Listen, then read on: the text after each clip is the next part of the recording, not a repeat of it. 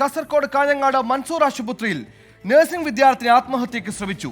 3ാം വർഷ വിദ്യാർത്ഥിനിയാണ് ആത്മഹത്യയ്ക്ക് ശ്രമിച്ചത്. അതീവ ഗുരുതരാവസ്ഥയുള്ള പെൺകുട്ടി മംഗലാപുരത്തെ ആശുപത്രിയിൽ ചികിത്സയിലാണ്. ആത്മഹത്യാ ശ്രമത്തിന് പിന്നിൽ ഹോസ്റ്റൽ വാർഡനാണെന്ന് സഹപാഠികളടക്കം ആരോപിച്ചു. വിദ്യാർത്ഥികൾ കോളേജിൽ പ്രതിഷേധിച്ചു.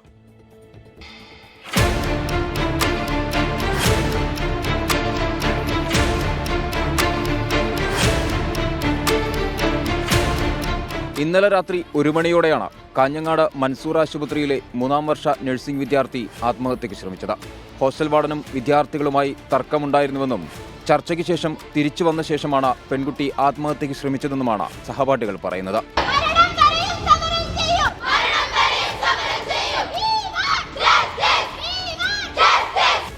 ഇവിടുത്തെ ഇഷ്യൂസ് കൊണ്ട് ചെയ്യുന്നവരുണ്ട്, ആരും പുറത്ത് പറയുന്നില്ല. എന്തുകൊണ്ട്?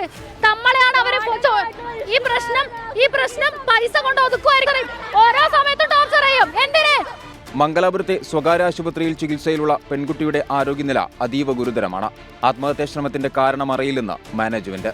ഏതായാലും ഒരു ഇന്റർനാഷണൽ അന്വേഷണം എന്തായാലും ഉണ്ട്. കുട്ടികളുടെ ആശങ്ക മാറ്റി കൊടുക്കണം. അതിന് കാരണക്കാരായവർ രക്ഷപ്പെടാൻ പറ്റും. അതുതന്നെയാണ് മാനേജ്മെന്റിന്റെ തീരുമാനം. പോലീസും വിദ്യാർത്ഥികളും തമ്മിൽ നടന്ന ചർച്ചയ്ക്ക് ശേഷം സമരം താൽക്കാലികമായി അവസാനിപ്പിച്ചു.